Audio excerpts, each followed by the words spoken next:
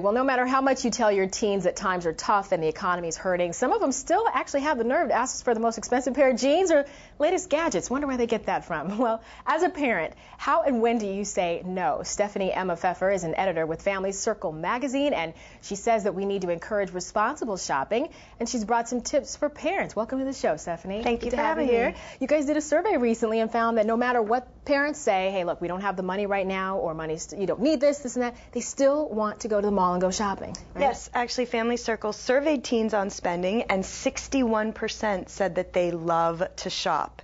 Isn't that crazy? Because it's not their money, and chances are, right? That's right. That's a lot. And another survey found that clothing and shoes made up the #1 purchase for teens. So no matter what the economic climate is, you know, the coolest gadgets and the cutest clothes really remain an admission price for kids' social circles. So they want to get their hands on that hot stuff. They want to have the biggest and the best and keep up with everybody else. That's right. Too. Well, you guys have some great tips for parents if they're struggling with this at home, and one of them is to discuss the difference with your kids between a need and a want. That's right. Your daughter, for example, may want $200 designer jeans, but she certainly just needs a regular pair of jeans. So what you can do is explain if that really is a need to her, that you can just cover the basics and she can pay for the difference herself. Okay. You say that we should also emphasize the difference between the consequences of their spending, rather.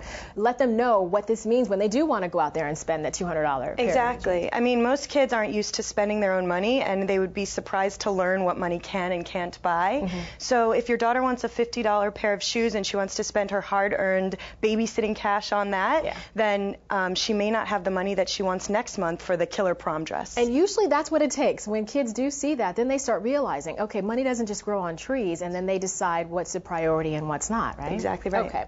You also say teach your teen to control impulses and delay gratification. How do parents go about doing something like this? Well, if your son falls in love with something and he wants to buy it on the spot, we encourage you to say something like, hold off, maybe put it on hold, take a walk around the mall, think about it. Do you really want this and do you really need it? And then let him come back and make the decision. Is it worth his money? Even adults do something like, I do that sometimes. I'll see a pair of shoes and I'll say, you know, let me give it a week. And sometimes I'll say, nah, I really didn't want them. They just look good at the moment. Exactly. But it works with teens too, right? Exactly right. Okay. Last but not least, maintain veto power. In our house, it was just one word. No. That was it. But parents have to be strong with this one, right? You know, parents have to set the limits. If there's any purchase that does not square with your values, it's completely a no-go. You are the boss, and that also counts when kids want to spend their own money on something. Okay, good points. Thank you so much. We appreciate you being here, Stephanie. Thank you. And you guys can get more information on this story in Family Circle magazine, which is on newsstands now, or you can go online